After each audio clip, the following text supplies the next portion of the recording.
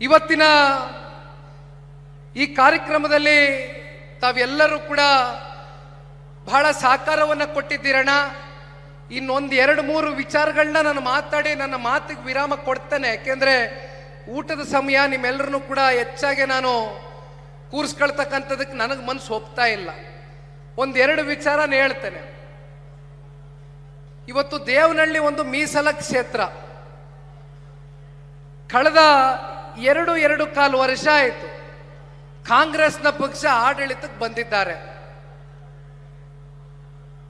ಪರಿಶಿಷ್ಟ ಜಾತಿ ಪರಿಶಿಷ್ಟ ವರ್ಗದವರಿಗೆ ನ್ಯಾಯವನ್ನ ಕೊಡ್ತಕ್ಕಂಥದ್ದಕ್ಕೆ ಈ ಭಾರತ ದೇಶದಲ್ಲಿ ಇರ್ತಕ್ಕಂಥ ಒಂದೇ ಪಕ್ಷ ಅದು ಕಾಂಗ್ರೆಸ್ ಅಂತ ಪಾಪ ನೀವು ಹೇಳ್ತೀರಿ.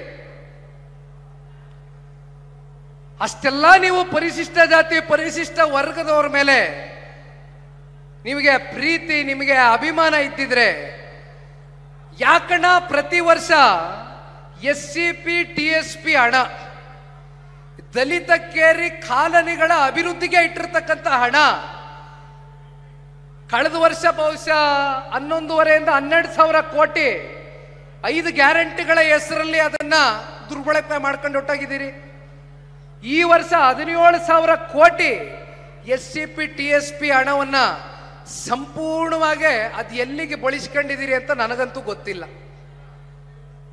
ಆದರೆ ಮಾತೆತ್ತಿದ್ರೆ ಪರಿಶಿಷ್ಟ ಜಾತಿ ಪರಿಶಿಷ್ಟ ವರ್ಗದವ್ರಿಗೆ ನಾವು ಒಬ್ಬರೇ ನಾಯಕರು ಅಂತ ಹೇಳ್ತೀರಿ. ಇನ್ನೊಂದು ಕಡೆ ST ಸಮುದಾಯ, ವಾಲ್ಮೀಕಿ ನಿಗಮದಲ್ಲಿ ಆದಂತ ಒಂದು ಹಗರಣ ಇಡೀ ರಾಜ್ಯದ ಜನತೆ ನೋಡಿದೆ. ವಿಧಾನ ಕಲಾಪದಲ್ಲಿ, ವಿಧಾನ ಮಂಡಲದಲ್ಲಿ ಮತ್ತೆ ನಮ್ಮ ರಾಜ್ಯದ ಗೌರವಾನ್ವಿತ ಮುಖ್ಯಮಂತ್ರಿಗಳು 189 ಕೋಟಿ ಅಲ್ಲ ಹಣ ಲೂಟಿ ಮಾಡಿರೋದು, ಬರೀ 87 ಕೋಟಿ ಅಂತ ಒಪ್ಕೋತಾರೆ. ಯಾವುದು ವಾಲ್ಮೀಕಿ ನಿಗಮದ ಅಭಿವೃದ್ಧಿಗೆ ಇಟ್ಟಂತ ಹಣವನ್ನ ನೀವೆಲ್ಲಾದ್ರೂ ನೋಡ್ಲಿಕ್ಕೆ ಸಾಧ್ಯವೇ? ಒಲಿಯ ಹಣ ಎಲ್ಲಿಗೆ ದುರ್ಬಳಕೆ ಮಾಡ್ಕೊಂಡಿದ್ದೀರಿ? ಅದ್ಯಾವುದೋ ತೆಲಂಗಾಣ ರಾಜ್ಯದ ಚುನಾವಣೆ ನಡೆಸಲಿಕ್ಕೆ, ಮತ್ತೆ ಬಹುಶಃ ಅವಾಗ ರಾಯಚೂರಿನ ಚುನಾವಣೆಯನ್ನು ಕೂಡ ಅದು ಹಣವನ್ನ ದುರ್ಬಳಕೆ ಮಾಡ್ಕೊಂಡ್ರಿ. ಇದ ನಿಮ್ಮ ಸಾಧನೆ? ಕಳೆದ 2 ವರ್ಷದಲ್ಲಿ 136 ಸೀಟ್ಗಳನ್ನ ತಗೊಂಡಿದ್ದೀರಿ. ಪಾಪ ಜನ ಸಂಪೂರ್ಣವಾಗಿ ನಿಮ್ಗೆ ಆಶೀರ್ವಾದ ಮಾಡಿದ್ದಾರೆ. ಆದ್ರೆ ನೀವು ಯಾವ ರೀತಿ ನಡ್ಕತಾ ಇದ್ದೀರಿ? 5 ಗ್ಯಾರಂಟಿಗಳು ಸಮರ್ಪಕವಾಗಿ ಕೊಡ್ತೇವೆ, ಪ್ರತಿ ತಿಂಗಳು ಕೊಡ್ತೇವೆ, ಹೆಣ್ಮಕ್ಳ ಖಾತೆಗಳಿಗೆ 2,000 ರೂಪಾಯಿ ಕೊಡ್ತೇವೆ ಅಂತ ಹೇಳಿದ್ರಿ. ಇಲ್ಲಿವರೆಗೂ ತಿಂಗಳ ಹೆಣ್ಣು ಮಕ್ಕಳಿಗೆ 2,000 ರೂಪಾಯಿ ಕೊಡ್ಲಿಕ್ಕೆ ಆಗಿದೆಯಾ? ನೀವು ಯಾವಾಗ 2,000 ರೂಪಾಯಿ ಕೊಡ್ತೀರಾ ಅಂದ್ರೆ ಯಾವುದಾದ್ರೂ ಚುನಾವಣೆ ಘೋಷಣೆ ಆಗಬೇಕು.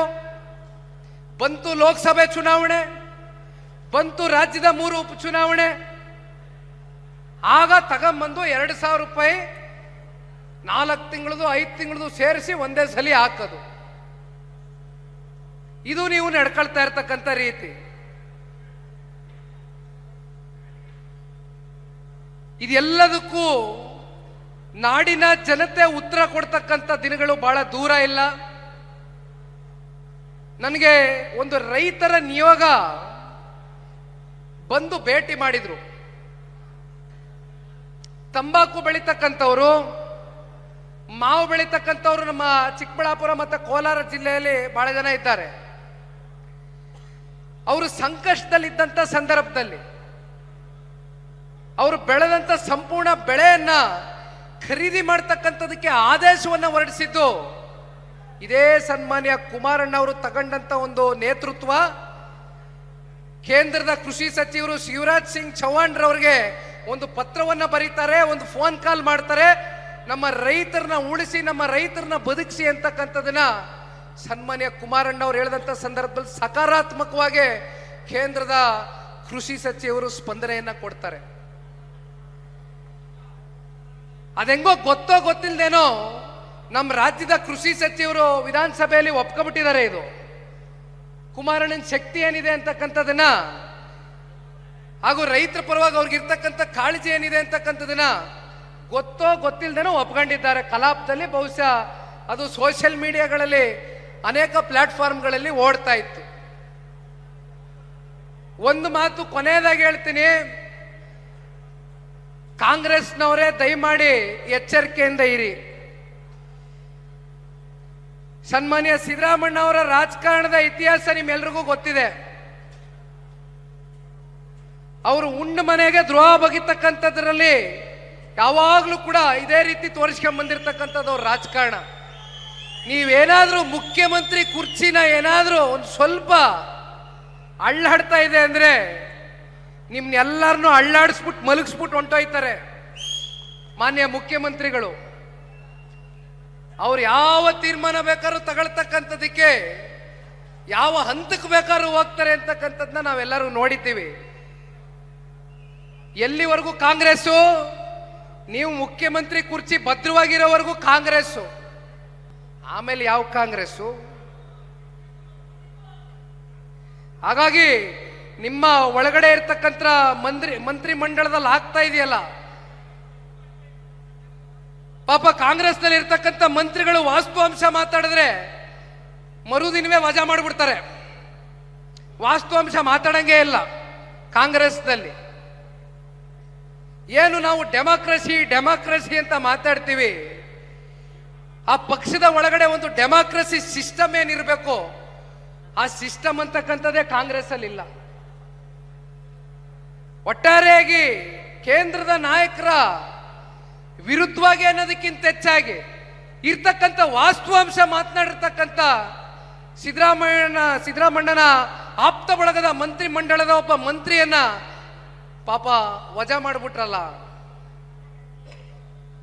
ಕನಿಷ್ಠ ಪಕ್ಷ ಅವ್ರಿಗೆ ಗೌರವಾನ್ವಿತವಾಗಿ ಅವ್ರನ್ನ ಕಳಿಸ್ಕೊಟ್ಟಿದ್ರೆ ಆಗಿರೋದಪ್ಪ. ಈ ರೀತಿ ನಿಮ್ಮ ಪಕ್ಷದಲ್ಲಿ ಏನೇನು ಆಗ್ತಾ ಇದೆ ಅಂತಕ್ಕಂಥದನ್ನ ದಯವಿಟ್ಟು ನೀವು ಗಮನದಲ್ಲಿಟ್ಕೊಳ್ಳಿ. ಜನತಾದಳ ಪಕ್ಷವನ್ನ ಕಟ್ಟಿ ಬೆಳೆಸ್ತಕ್ಕಂಥ ಸಾಮರ್ಥ್ಯ ನಮ್ಮ ಪಕ್ಷದ ಕಾರ್ಯಕರ್ತರಿಗಿದೆ.